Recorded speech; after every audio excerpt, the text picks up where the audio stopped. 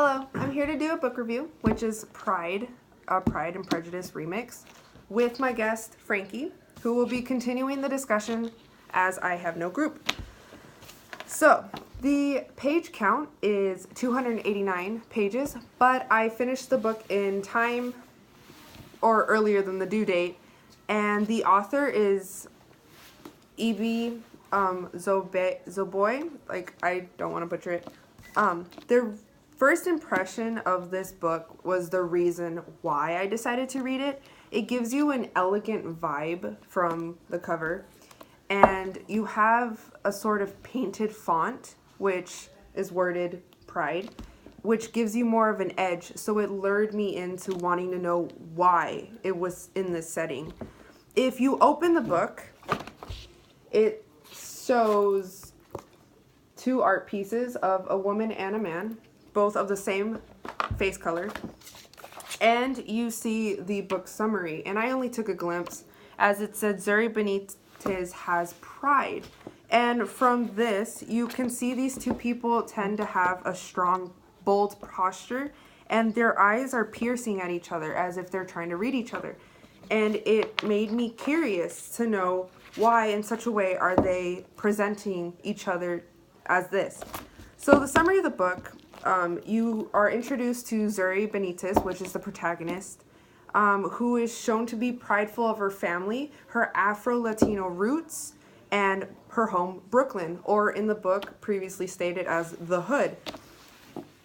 The story moves along where Zuri's pride isn't enough to save the gentrifying neighborhood. As the neighborhood begins to change and advance due to modernization, she can't seem to catch up or stay with the rhythm. Due to gentrification, she noticed this with the house that was across the street, and this house happened to have a new family, the Darcy family, who moved in, are of the same color of her skin, but of different socioeconomic class, meaning that their status is it's different. It's not on the same spectrum. You wouldn't think that they would be in the hood. You would think they'd be in the suburbs or where white neighbors are located. So due to the newly modified house, it gave an edge to Zuri. She didn't want change in her neighborhood. She didn't accept change. She wanted her hood until she met the family. Her first impression of the family is that they were stuck up. They were rich nobodies until they gained a name in the hood. She met, through unexplainable events, Darius, which is the youngest brother out of two, and was forced to find common ground. An initial dislike for one another switches into which is an unexpected romance and understanding. But through four siblings pulling Zuri in different directions, a boy named Warren, who is later explained in the book, vying for her attention and hiding his true nature, and the pressure of college applications and her being able to accept change and to leave the home and familiarity to go someplace and to explore her passions like poetry and her artistic vibes. She is faced with the problem and the issues of adapting to a new environment and living within a home that is changing nonstop every day. So, a theme that I specifically wanted to discuss, which I discussed in the summary, but we'll give you more thorough analysis in, is gentrification itself, which with cultural identity and class. Now, it's not just the neighborhood that is changing, it's her and her family and her neighbors. They're all changing with the taxes, with the mortgage, with the differences within modernization, and the differences between how people will interact, how people feel they need to be in order to live and be accepted. And through gentrification, it changes the outlook. She no longer has her hood to come back home to. She can go someplace which is just a few hours away and come back to something that isn't familiar to her anymore. And throughout this entire book, it's a metaphor for the change that needs to be done, and the change that as a person and as an individual she needs to grow, and she needs to accept, and she needs to move on and express her artistic values and what's more important, which is her future. And they also show you in this book her thought process on her college application, and how her letters will be the significant packet that will be turned in for her to be accepted into the college that she wants to be accepted into. A specific quote that I chose, I will have to read it from the book because it's not a quote, but it's an excerpt. So Pride by Zuri Benitez, which is on page 272 and 273, chapter 28, cited. We were not supposed to be proud. We were not supposed to love these things so hard. The chipping paint, the missing floorboards, the gas stove we have to light with matches, the cracks in the windows, the moldy bathroom tiles, and the mice and the roaches. But I never known anything else. These broken things all spell home to me. They are like the many worn sheets and blankets Mama and Papi brought with them from their childhood. They are older than us, and there are stories lodged in their cracks and crevices, their stains and their tears. If I listen closely enough, I can hear the whispers of the ones who came before us. They've left these holes for us to fill. Ambulance sirens at night put me to sleep. Cars honking and neighbors cursing at each other let me know that love lives here. We care enough to be angry and impatient. Sometimes I wonder if my neighborhood ever floods or breaks in half and someone throws me, only me, a lifeboat or a lifeline. Will I take it and leave everyone and everything behind? This college is a lifeboat and a lifeline.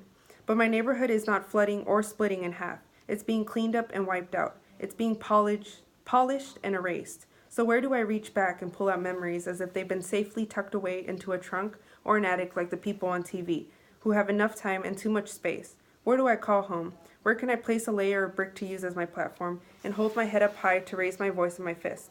Sometimes love is not enough to keep a community together.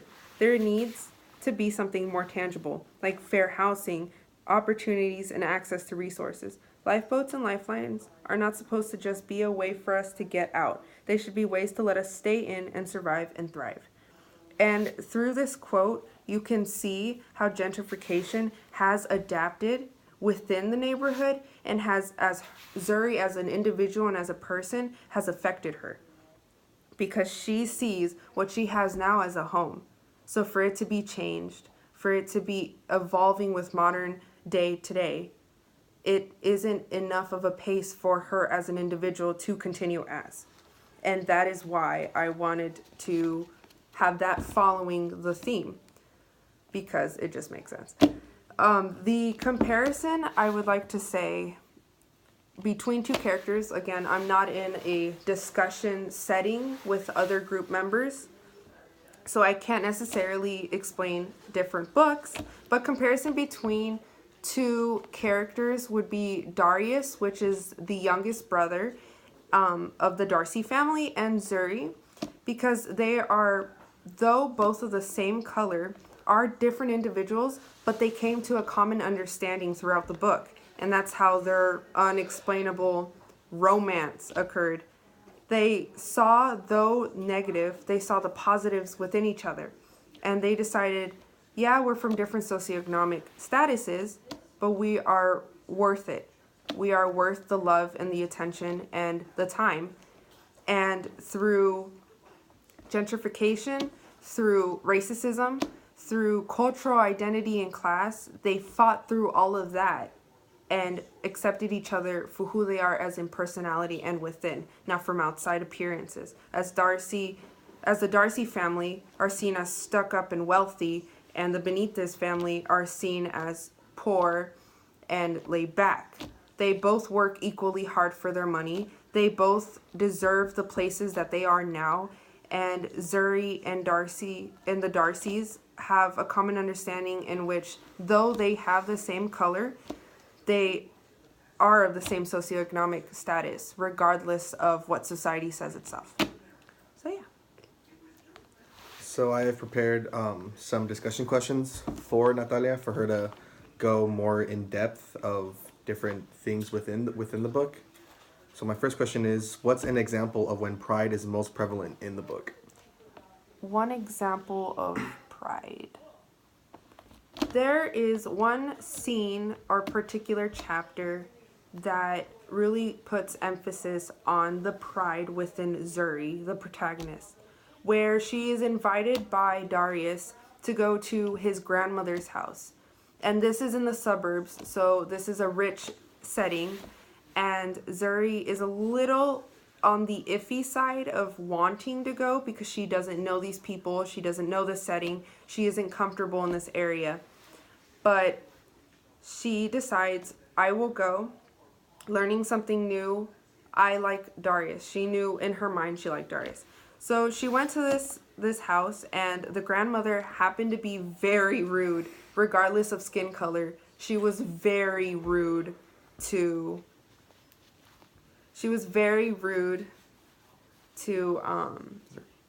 Zuri.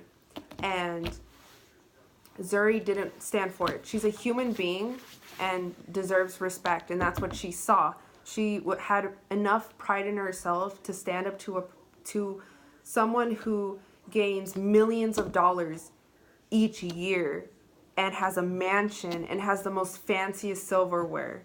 She was able to stand up and say, yes, we are the same skin color, and yes, we may have different class, but you do not have the right to treat me this way because I am a human being as well. And as much as I respect you, I am more likely to be confident and say, you should not treat me this way.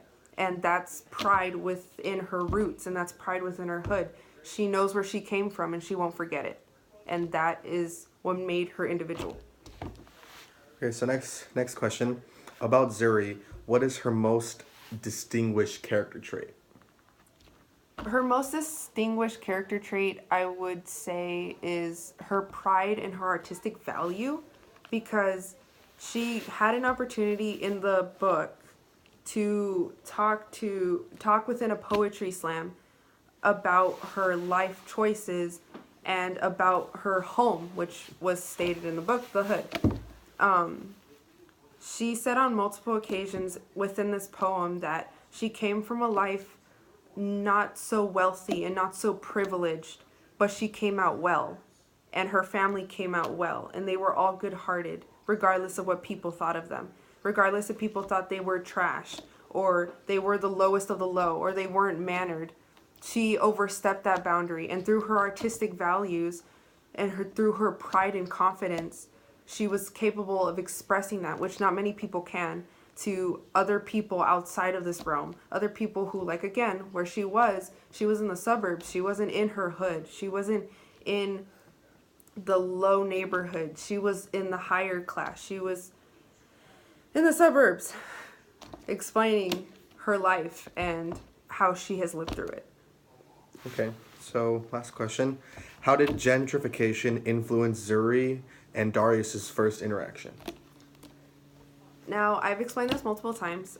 Gentrification was metaphoric towards not necessarily the personality of the neighborhood itself, but also the personality of each individual, because they then think they need to act a specific way.